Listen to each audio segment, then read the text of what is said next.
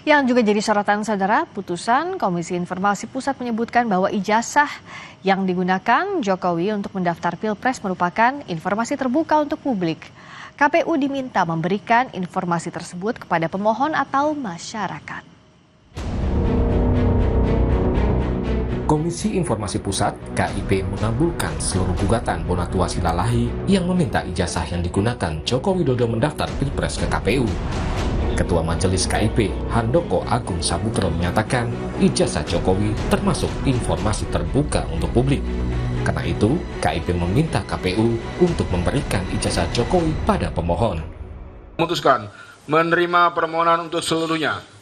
Menyatakan informasi salinan ijazah atas nama Joko Widodo yang digunakan sebagai peserta pencalonan Presiden RI periode 2019 dan 2024 merupakan informasi yang terbuka. Memerintahkan kepada termohon untuk memberikan informasi paragraf 62 kepada pemohon setelah putusannya berkekuatan hukum tetap. Sementara itu, Bonatua menyatakan putusan KIP sebagai bentuk kemenangan publik. Ini kemenangan publik, artinya 9 item yang ditutup-tutup ini harus terbuka untuk publik. Dengan begitu, publik bisa tahu nanti membedakan, apalagi yang punya ijazah UGM, yang punya ijazah legalisir UGM, dia bisa langsung bandingin. Punya saya tanda tangannya kok sama, atau kok beda, kok dekannya ini tanda tangannya begini, itu nanti akan dibukakan semua ya, yang 9 item ini. Termasuk yang tanggal-tanggal legalisir, kapan dilegalisir, tanggalnya ada, ini kan banyak disembunyiin. Jadi pada intinya ini adalah kemenangan publik. KPU menyatakan hingga Rabu kemarin belum menerima salinan keputusan KIP. Komisioner KPU Iva Rosita melalui pesan tertulis mengatakan, saya sudah berkoordinasi dengan Kabiro Hukum KPU apakah telah menerima salinan putusan perkara KIP nomor 074 sebagai bahan untuk kami pelajari. Dan kebetulan kami bertujuh belum kumpul lengkap pasca putusan sidang KIP ini, karena sebagian masih bertugas di luar kota. Segera setelah itu, kami putuskan dalam pleno untuk langkah selanjutnya. Sementara Ketua KIP periode 2009-2013, Ahmad Alamsyah Saragih menyarankan KPU tidak perlu banding, karena putusan KIP sudah jelas. Ini adalah sebuah hak publik ya, dan yang lebih penting, kalau kekuatan ini putusan ini sudah berkekuatan hukum tetap, dan maka saya sarankan sebaiknya KPU nggak usah banding, nggak usah apa-apa, sudah terang benderang ya, supaya semua proses-proses election ke depan itu sudah ada acuan. Jadi nggak usah, ya malu aja kita ya sebagai bangsa ya, masa cuma mengakses informasi seperti ini aja. Oh jadi Anda menyarankan bahwa KPU ini sebenarnya tidak usah untuk mengajukan banding ya? Saran saya. Pasca putusan KIP, KPU masih memiliki waktu 14 hari untuk melayangkan banding ke PT UN. Bila tidak, KPU harus membuka dokumen informasi ijazah Jokowi pada publik. Tim Liputan, Kompas TV. Lalu bagaimana KPU harus menyikapi putusan KIP yang memutuskan bahwa salinan ijazah Jokowi merupakan informasi terbuka? Kita ulas bersama anggota Komisi 2 DPR RI dari fraksi Golkar, Ahmad Doli Kurnia, yang nanti akan bergabung dan sudah hadir di studio Kompas TV, Koordinator Nasional JPPR Randy Umboh. Selamat malam, Bung Randy. Ya, selamat malam. Nah, kalau bicara soal apa yang harus dilakukan KPU, sebenarnya kan kalau dari putusannya KIP ini, KPU punya waktu 14 hari kalau memang mau mengajukan banding. Tapi menurut Anda, apa sebenarnya yang harus segera dilakukan oleh KPU? Sikapnya sebaiknya seperti apa? Ya, segera tindak lanjuti. Memang, jadi dalam Undang-Undang Keterbukaan Informasi Publik kan, Undang-Undang 14 2008, diatur hukum acaranya. Kalau dalam konteks sengketa informasi publik, putusannya tidak diterima oleh salah satu pihak, pasal 48 ya, itu boleh mengajukan secara tertulis gugatan ke Pengadilan Tata Usaha Negara, PT UN, bagi badan publik negara, itu pasal 47. Nah, itu badan publik manapun termasuk KPU. Tapi dalam konteks ini, salinan ijazah calon presiden kan 2014-2019, ngapain juga kalau ada opsi itu dan dilakukan oleh KPU. Mengapa menurut Anda sebaiknya ditunjukkan? Iyalah, bukan ditunjukkan, dilaksanakan, diterima aja putusan adjudikasi dari Komisi Informasi Publik. Bagi kami rasa ya.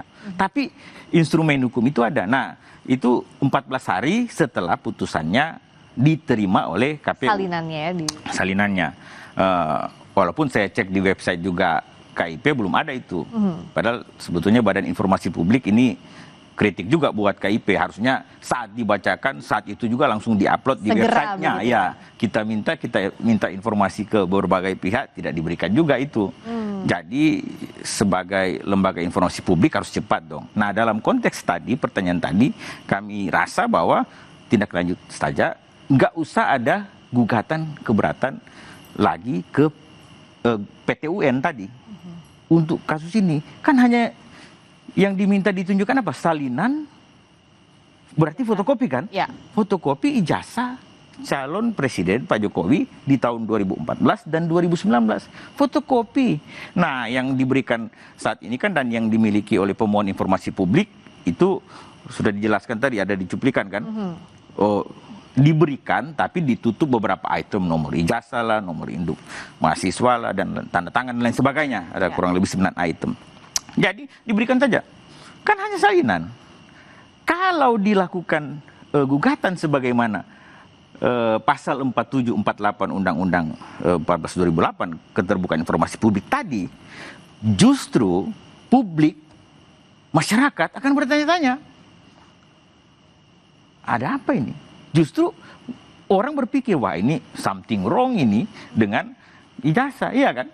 Oke, nah jadi kalau menurut Anda tindak lanjut yang harus dilakukan KPU adalah yang menindaklanjuti putusan, bukan mengajukan gugatan ke PT UN, begitu? Itu yang lebih dianggap bijak? Yes, menerima saja putusan adjudikasi itu, ya perintah dari Komisi Informasi Publik, walaupun ada instrumen hukum yang ruang untuk yang diatur oleh undang-undangnya. Itu hak dari itu KPU hak sebagai dari salah satu KPU. pihak. Silakan saja, tapi ingat ada putusan surat 731 waktu itu kan, pernah yang soal lagi ijazah ini kan sangat sensitif, langsung ada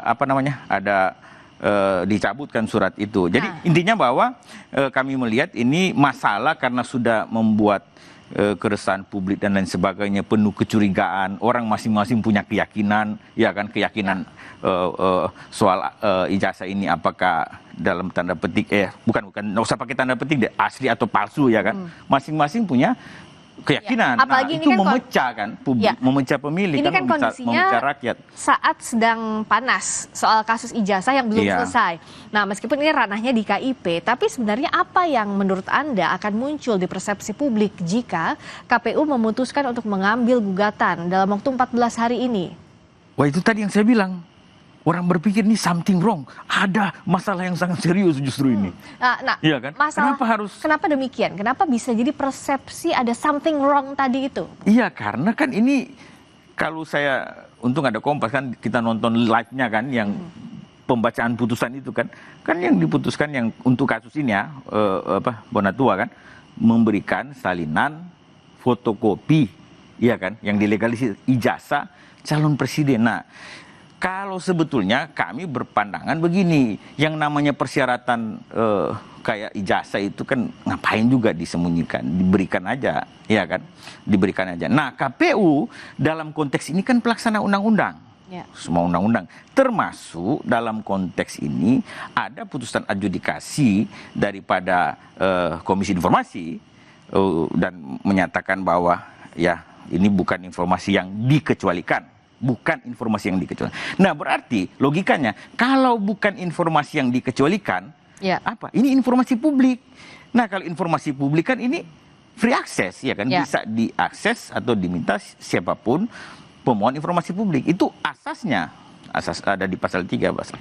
Ya, jadi kalau tadi pertanyaannya dilakukan gugatan, nah publik langsung pikir, wah, jangan-jangan ada apa-apanya, ya kan? Ini kan cuma masalah salinan ijazah kok.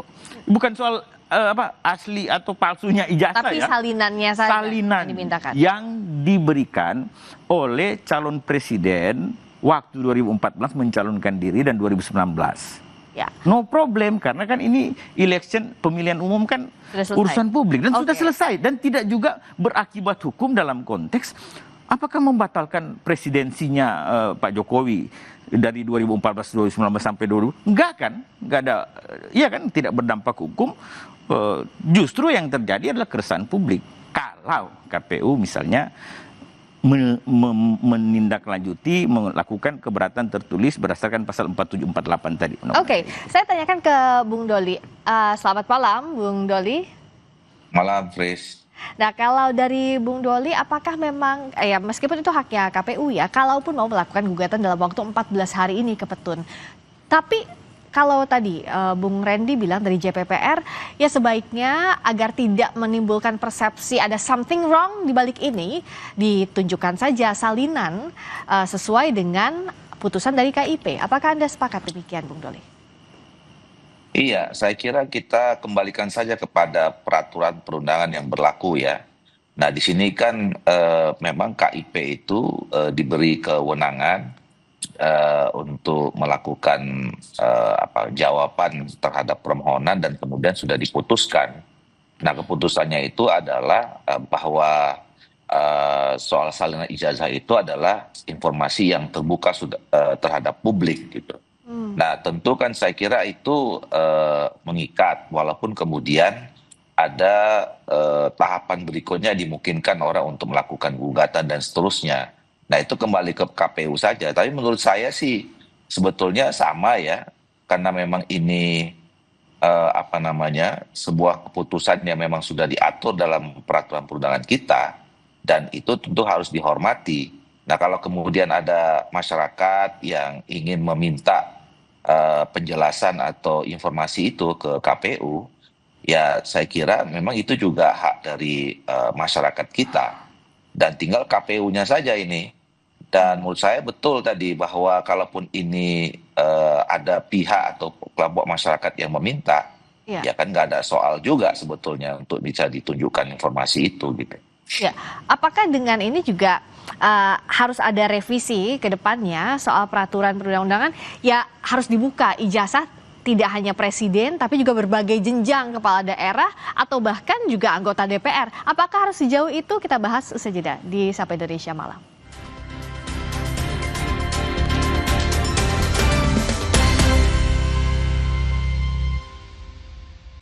Ketahui berita dan informasi seputar kekhasan, gagasan, tantangan, serta inovasi di 38 provinsi dan 514 kabupaten kota di seluruh tanah air yang terajut menjadi inspirasi bagi bangsa. Berbagai informasi aktual dan menarik dari berbagai daerah di tanah air dalam Jurnal Nusantara.